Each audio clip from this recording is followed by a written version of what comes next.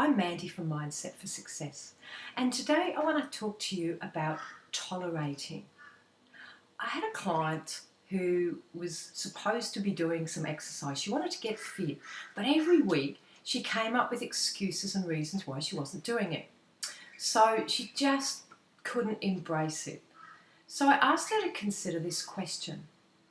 And I said, what are you tolerating in your life that if you chose not to tolerate it would help you get out and do your exercise and eat healthily? As she considered it, she realised, like a big aha moment, that she was tolerating all her reasons and excuses, and she was putting herself last. The reasons that she came up with were quite valid. She had family, she had children, she had a job. So she had lots of other people and things to do, but she was putting all of those reasons and other people before her, which meant she never had enough time, she ran out of energy, and there was always something else to do that took preference. So when I asked her this question and she thought about it, she realised that she was tolerating all her BS and all the reasons and excuses. So when she worked through that and we had a further discussion, she realised that she could put herself first and she would no longer tolerate not putting herself first, because we know, don't we, that when you're on an aeroplane and they talk about the oxygen mask, they say you must put it on yourself first. If you don't fill yourself up with energy, you won't have the energy to look after those you love and other people. So I then said, now how we do one thing is how we do everything.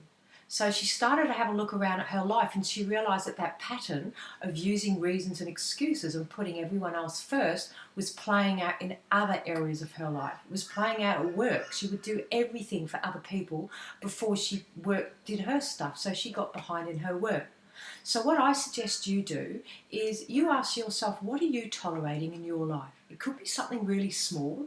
It could be you're tolerating an ache or a pain in your body, or you're tolerating the unhealthy choices, or you're tolerating that you won't have that critical conversation that you need in your home, your relationship, or at work.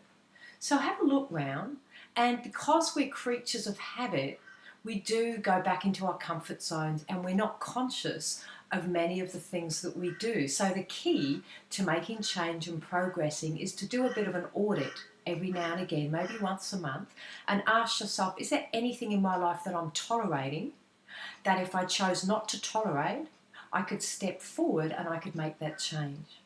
My client then made a list and an action plan. She scheduled herself into her diary first, and at that moment she made a decisive decision that she would put herself first and she would no longer tolerate herself coming second.